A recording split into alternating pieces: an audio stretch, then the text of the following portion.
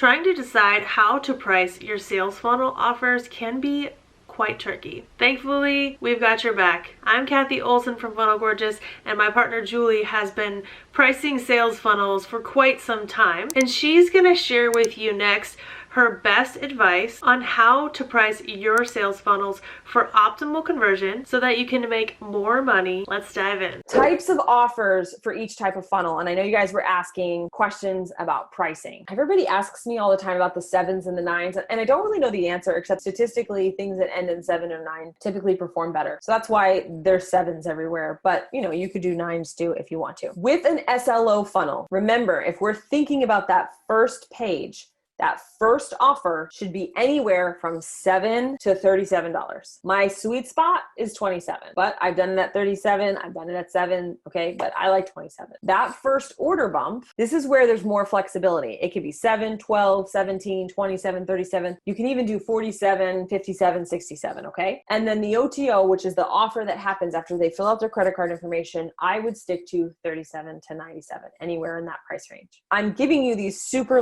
strict boundaries only because I know that people who are beginners, if you stick within these parameters, you're more likely to not mess it up. Are there exceptions to the rule? All the time. Are these tried and true formulas of pricing that work? Yeah. My favorite is 27 with a $12 order bump and a $77 OTO. That is my favorite. Use it.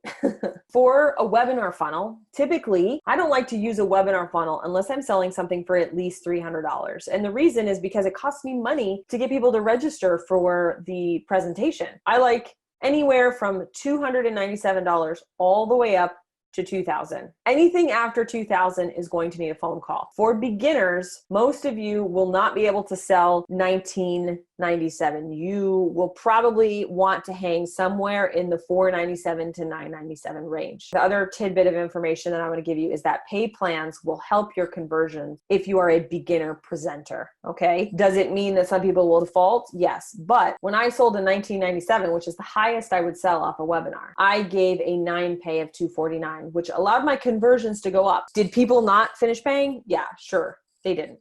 But more people bought because it was a $249 pay plan. So if you are a beginner doing a webinar, I would 100% do a pay plan. It'll just help grease the wheels a little bit. And then for an application funnel, anything over $2,000 should be on the phone. If you're doing a webinar funnel, even if it's for something $497, $997, if you are a beginner, you can make up for so many mistakes by just getting on the phone. My first Create Your Laptop Life webinar funnel, it was $1,500. Sure, I totally could have sold it with a buy now, but I sold it on the phone. It did 2 things. Number 1, it helped me finish crushing objections because I didn't finish it on the webinar. Number 1. Number 2, I talked to 150 people in 2 months and really learned a lot about my customers' objections. And number 3, it allowed me to close a much higher percentage. Feel free to do an app, especially if you're doing your own sales calls. If you're going to hire a salesperson, it doesn't make sense at this low price point because you're definitely going to lose out on commission. Now, if you aren't even sure what type of funnel you should be making, watch last week's video where Julie